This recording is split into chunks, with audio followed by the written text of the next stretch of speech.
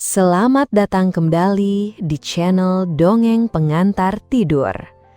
Malam ini, kita akan menyelami sebuah kisah nyata yang akan membuat kita bertanya-tanya tentang arti sebuah keluarga, impian, dan kepercayaan.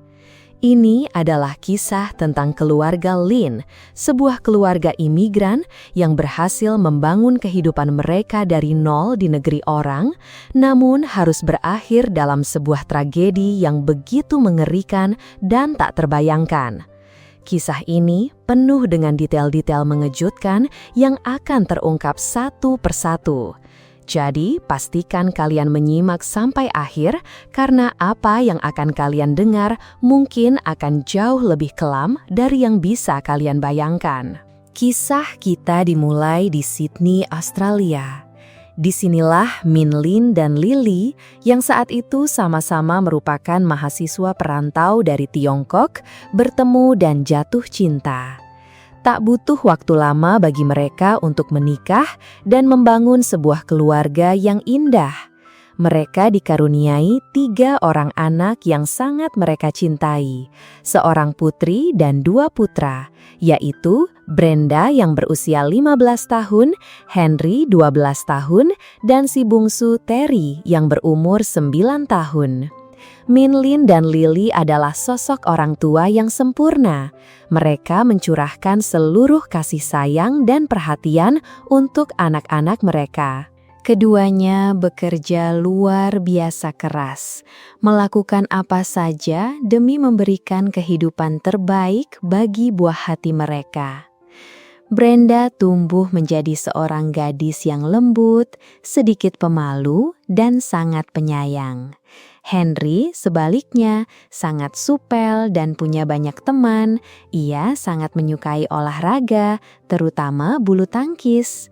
Sementara itu, Terry, si bungsu, adalah sumber keceriaan di rumah dengan tawanya yang selalu riang. Keluarga mereka hidup dalam kehangatan dan ikatan yang sangat erat. Pada tahun 2002, Min Lin membuka sebuah agen koran di Epping, Sydney. Bisnisnya berkembang pesat dengan perkiraan pendapatan mencapai $1 juta per tahun. Dalam waktu singkat, keluarga Lin menjadi salah satu keluarga berada yang cukup disegani di wilayah tersebut.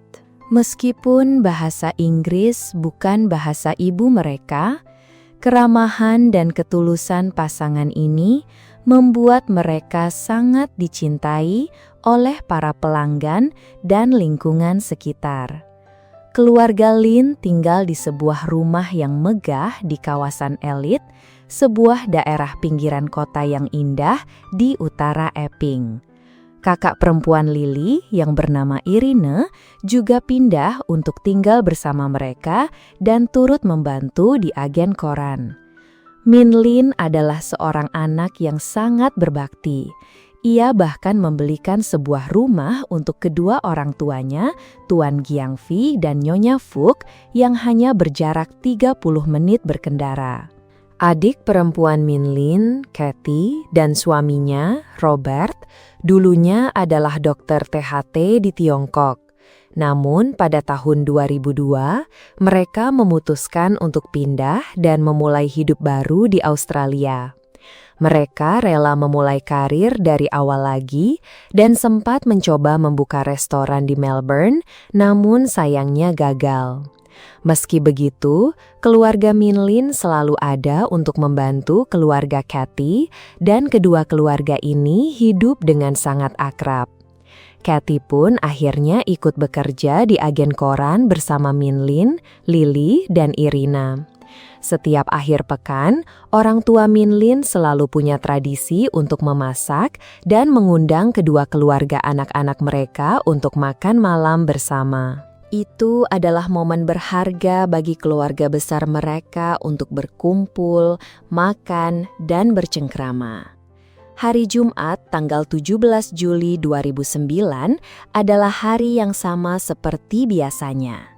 Kathy, Robert, dan Brenda tidak bisa hadir karena Brenda sedang pergi berkemah bersama sekolahnya.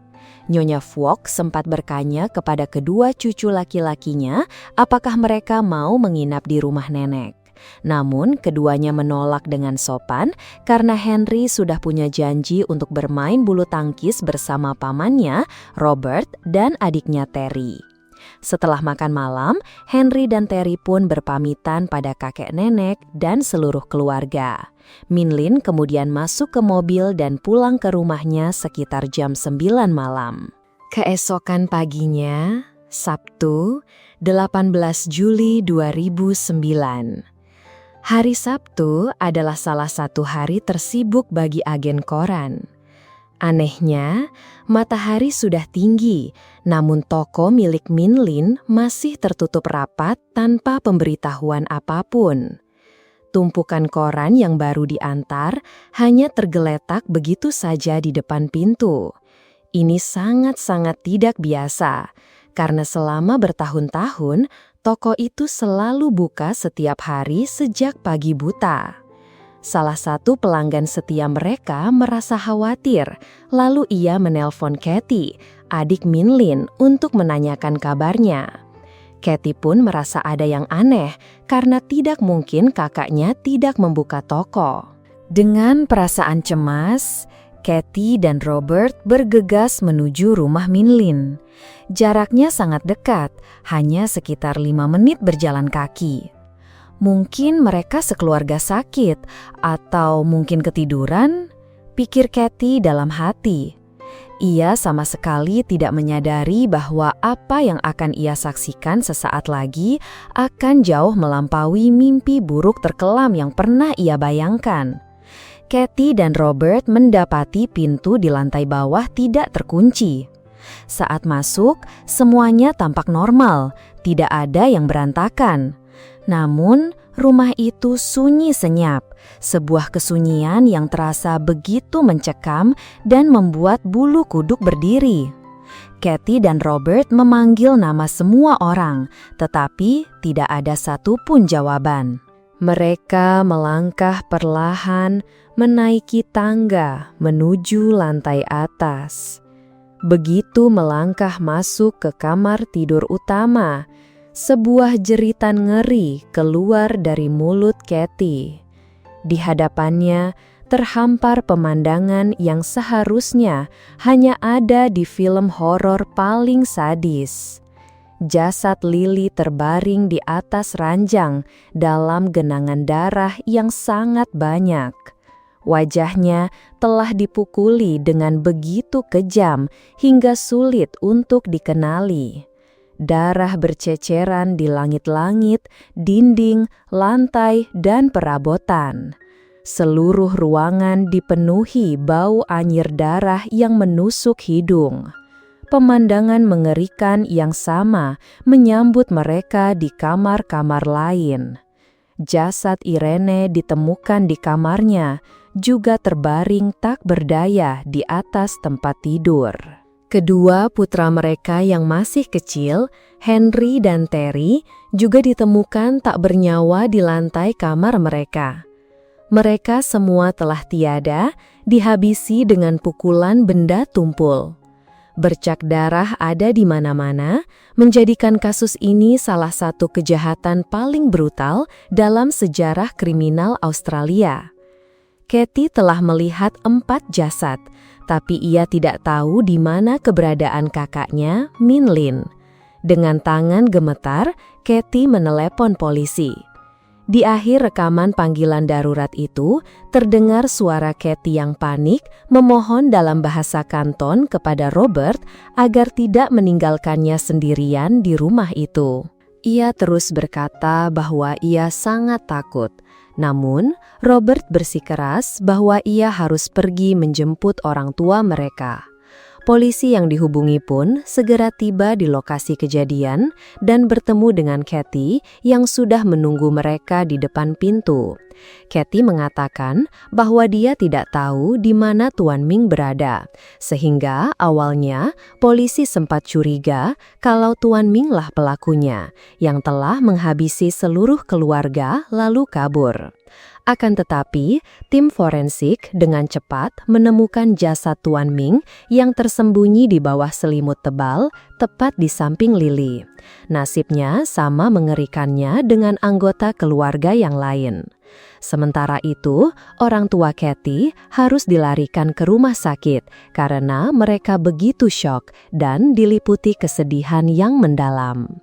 Di saat yang bersamaan, Brenda sedang dalam perjalanan karya wisata bersama sekolahnya ketika tiba-tiba ponselnya dibanjiri pesan dari teman-temannya yang menanyakan apakah dia baik-baik saja. Awalnya, Brenda mengira teman-temannya hanya sedang melontarkan lelucon yang tidak pantas. Namun, panggilan telepon mulai berdatangan dari kerabat hingga kepala sekolahnya yang akhirnya menyampaikan kabar duka yang menghancurkan itu. Seketika, jantung Brenda terasa seperti diremas. Semuanya terjadi begitu tiba-tiba, begitu mengejutkan, hingga ia tidak bisa percaya bahwa ini adalah kenyataan. Pihak sekolah segera mengatur penerbangan paling awal agar Brenda bisa kembali ke Sydney. Begitu mendarat, Brenda langsung disambut oleh Kathy dan para petugas polisi. Di sanalah ia harus berhadapan dengan kenyataan yang paling mengerikan dalam hidupnya. Kasus ini dengan cepat menarik perhatian besar dari media dan publik. Awalnya, beredar rumor bahwa ini adalah kasus pembunuhan bunuh diri di mana Tuan Ming diduga menghabisi keluarganya sebelum mengakhiri hidupnya sendiri. Akan tetapi, bukti-bukti di lokasi kejadian dengan cepat membantah teori tersebut. Tuan Ming, sama seperti korban lainnya, menderita luka-luka fatal di bagian kepala. Luka-luka ini disebabkan oleh serangan brutal yang terjadi saat mereka semua sedang tertidur lelap. Polisi memastikan tidak ada tanda-tanda pembobolan paksa di rumah itu, dan juga tidak ada barang yang hilang atau tanda-tanda rumah diacak-acak untuk dirampok. Tampaknya, pelaku memiliki kunci rumah dan sangat mengenal denah rumah tersebut. Kabel listrik juga telah diputus dari luar. Satu hal yang sangat menarik perhatian adalah kamar tidur Brenda sama sekali tidak tersentuh. Ada noda darah di gagang pintu kamar-kamar lain, namun anehnya, gagang pintu kamar Brenda benar-benar bersih tanpa jejak apapun. Hal ini menunjukkan bahwa pelaku mengenal betul penghuni rumah dan tahu bahwa Brenda sedang tidak berada di sana pada saat serangan terjadi.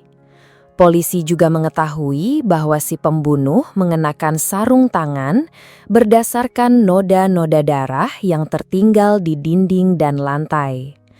Polisi berhasil mengumpulkan 24 jejak sepatu berlumuran darah yang semuanya berasal dari sepasang sepatu yang sama dengan ukuran antara 8 hingga 10. Para penyelidik meyakini bahwa pembantaian ini terjadi antara pukul 2 pagi hingga 5.30 pagi. Tuan Ming adalah korban pertama, diikuti oleh Lily, lalu Henry, dan Terry. Ada kemungkinan kedua anak laki-laki itu sempat terbangun setelah mendengar suara orang tua dan bibi mereka diserang. Dengan menganalisis pola percikan darah dan posisi kedua anak itu ditemukan, polisi yakin bahwa Henry dan Terry telah berjuang sekuat tenaga untuk menyelamatkan nyawa mereka. Henry dipukul 3 kali di kepala, sementara Terry adalah satu-satunya yang masih bertahan hidup hingga 2 jam setelah serangan. Hasil otopsi menunjukkan bahwa semua korban meninggal karena trauma benda tumpul dan sesak napas. Polisi menduga senjata yang digunakan adalah sebuah palu dan sejenis tali. Beberapa hari kemudian, polisi memanggil Robert untuk dimintai keterangan. Dengan perasaan ngeri, Kathy harus menceritakan kembali bagaimana ia berjalan dari satu kamar ke kamar lain dan menemukan tubuh keluarganya tergeletak bersimbah darah. Selama interogasi, Robert hanya menundukkan kepalanya. Ia menangis dan terus menatap ke meja sambil berbicara dengan polisi melalui seorang penerjemah. Setelah itu, Kathy dan Robert muncul di televisi, memohon kepada siapapun yang memiliki informasi untuk melapor agar polisi bisa segera menangkap pelaku keji tersebut. 3 minggu setelah pembantaian keluarga Tuan Ming, kios koran mereka dibuka kembali. Kathy dan Robert mengambil alih bisnis tersebut dan menjadi wali sah bagi Brenda. Robert bahkan dengan cepat mengurus prosedur untuk mengadopsi Brenda sebagai putrinya. Pada bulan Agustus 2009, ratusan orang datang untuk memberikan penghormatan terakhir di pemakaman keluarga Tuan Ming. Suasana duka yang begitu pekat dan menyedihkan menyelimuti upacara tersebut. Semua orang yang hadir menginginkan jawaban dan menuntut keadilan bagi orang-orang baik dan tidak bersalah yang hidupnya direnggut dengan begitu kejam.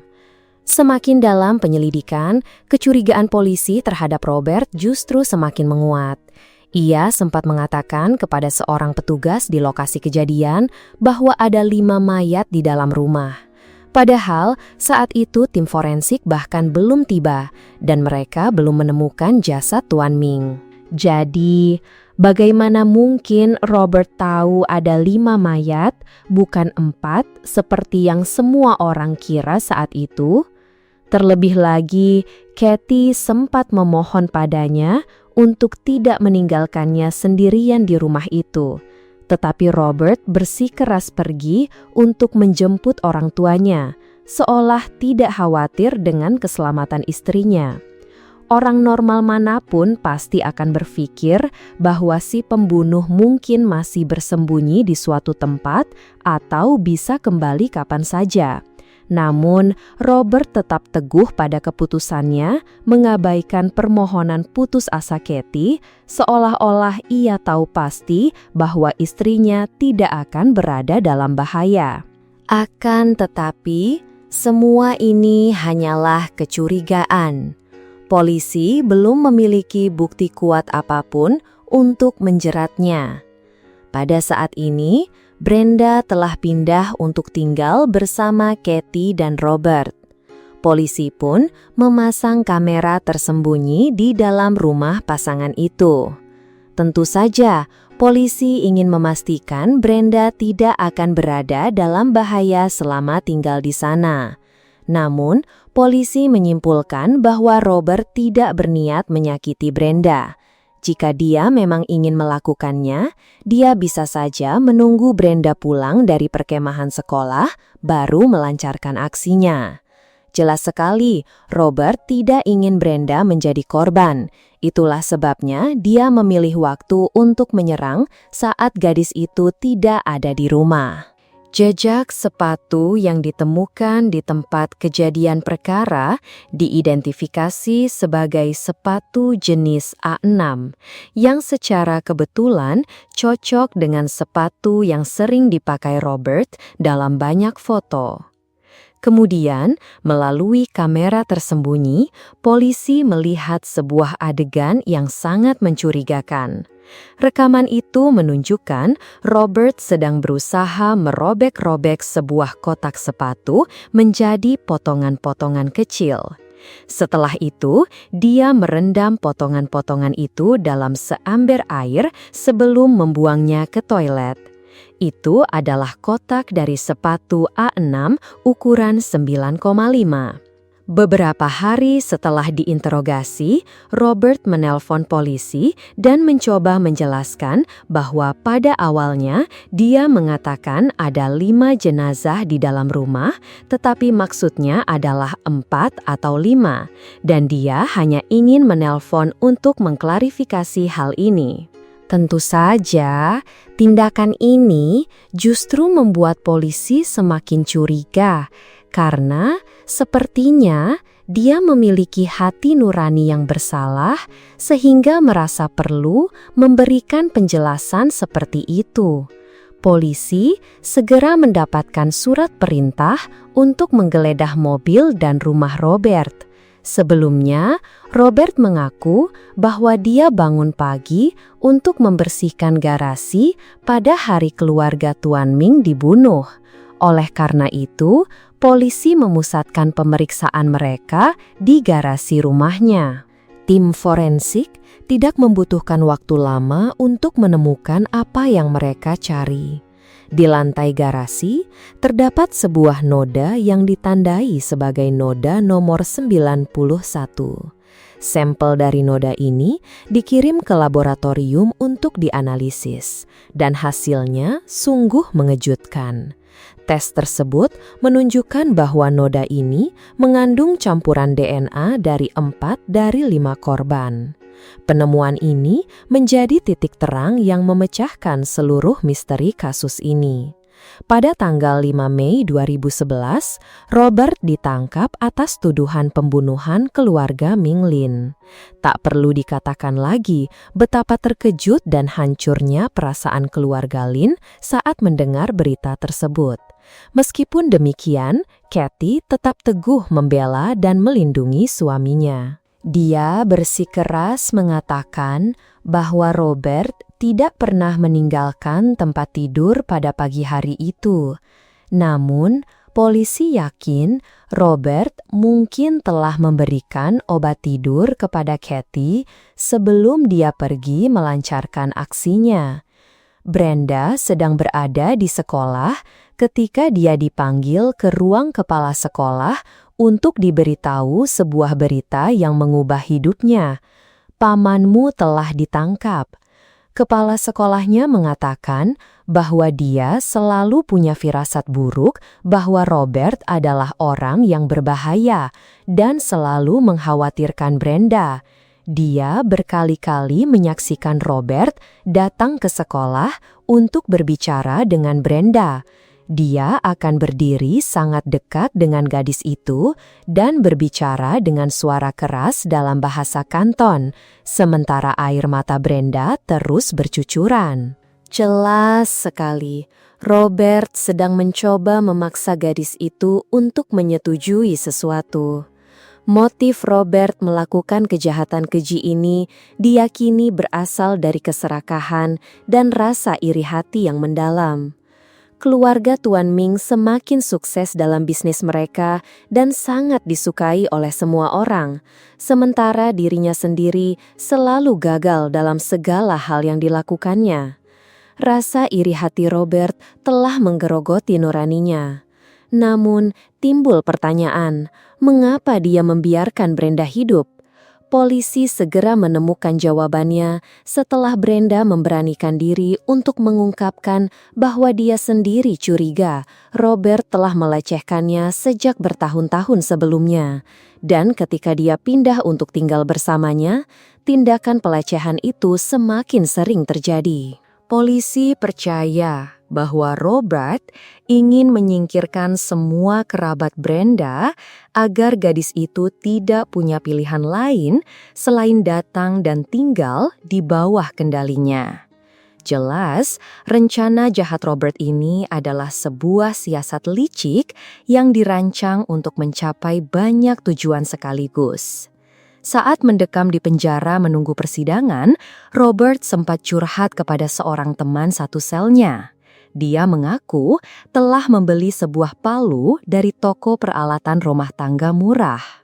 Robert memilih toko itu karena dia tahu bahwa kamera keamanan di sana hanyalah pajangan alias palsu.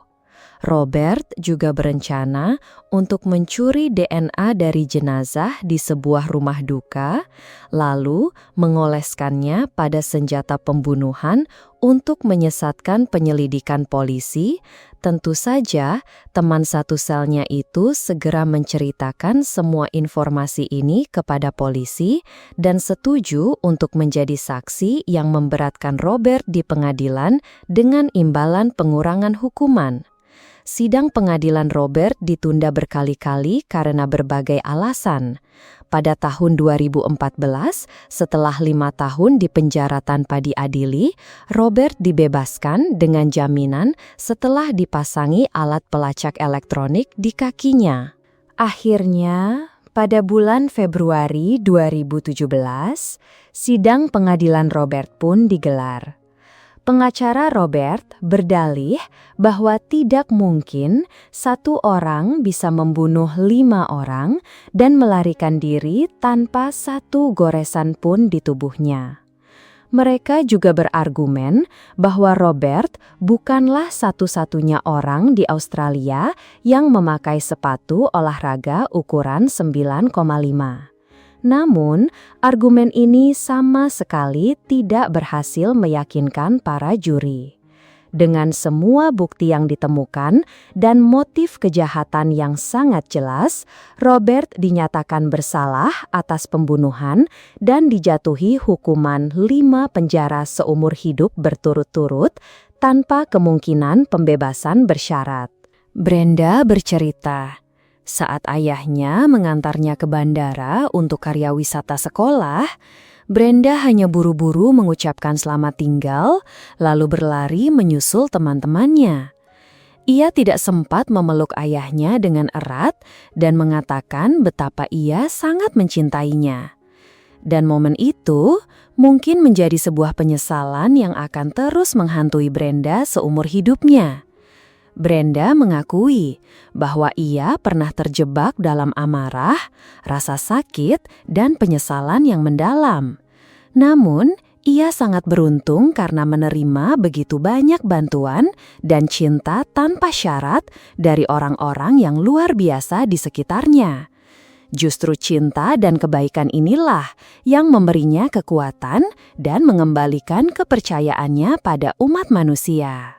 Alih-alih membiarkan dirinya tenggelam dalam kebencian, Brenda memilih untuk bangkit dan menjalani hidupnya dengan sebaik mungkin. Brenda percaya bahwa keluarganya selalu ada di sisinya, mengawasinya dari atas, jadi ia bertekad untuk menjadi seseorang yang bisa membuat mereka bangga.